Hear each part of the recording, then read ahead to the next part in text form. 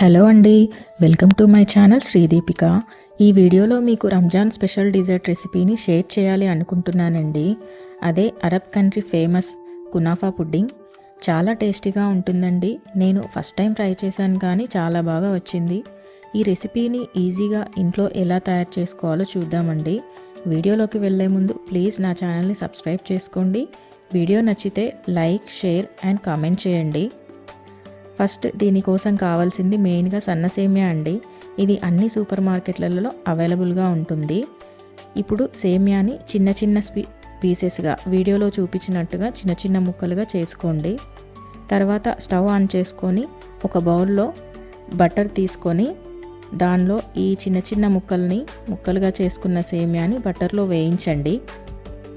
అడుగంటకుండా కొద్ది కొద్దిగా కలుపుతూ వేయించుకోండి. తర్వాత దీనిలో 2 స్పూన్ షుగర్ యాడ్ చేసుకోండి. కొద్ది కొద్దిగా అడుగు అంటకుండా కలుపుతూ ఉండాలండి, లేదంటే అడుగంటుతుంది. తర్వాత కొద్దిగా వాటర్ యాడ్ చేసుకొని కలుపుతూ ఉండండి. కొద్దిగా వేగిన తర్వాత పక్కన పెట్టుకోండి.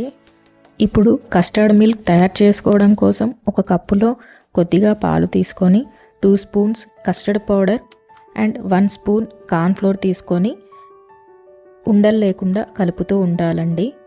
తర్వాత బౌల్లో 1/2 లీటర్ వరకు పాలు తీసుకోవాలండి. పాలు బాగా మరగనివ్వాలి. దగ్గరికి చిక్కగా వచ్చే వరకు మరుగుతూ ఉండాలండి.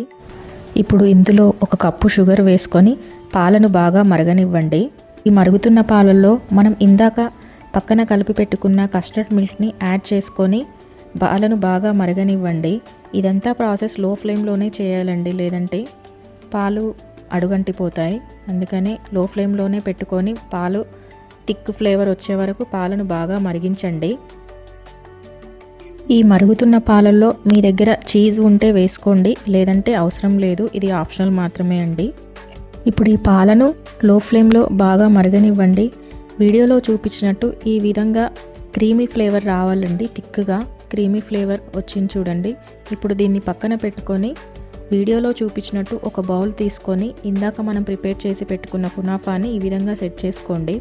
తర్వాత ఈ కస్టర్డ్ క్రీమ్ని కూడా పైన సెట్ చేసి పెట్టుకోండి. తర్వాత ఇంకొక లేయర్ కునాఫాని కూడా వేసుకొని దాని మీద డ్రై ఫ్రూట్స్, మీ దగ్గర అవైలబుల్గా ఉన్న డ్రై ఫ్రూట్స్ని వేసి గార్నిష్ చేసుకోండి. తర్వాత ఈ బౌల్ని 2 నుంచి 3 గంటల వరకు ఫ్రిడ్జ్లో పెట్టుకొని తింటే చల్లగా చాలా బాగుంటుందండి. మీరు కూడా తప్పకుండా ట్రై చేయండి. చాలా టేస్టీగా ఉంటుంది. ఓకే ఫ్రెండ్స్, ఈ వీడియో నచ్చితే లైక్ చేసి, షేర్ చేసి, కామెంట్ చేయండి. సబ్స్క్రైబ్ చేసుకోవడం మర్చిపోకండి ఫ్రెండ్స్. Okay, bye.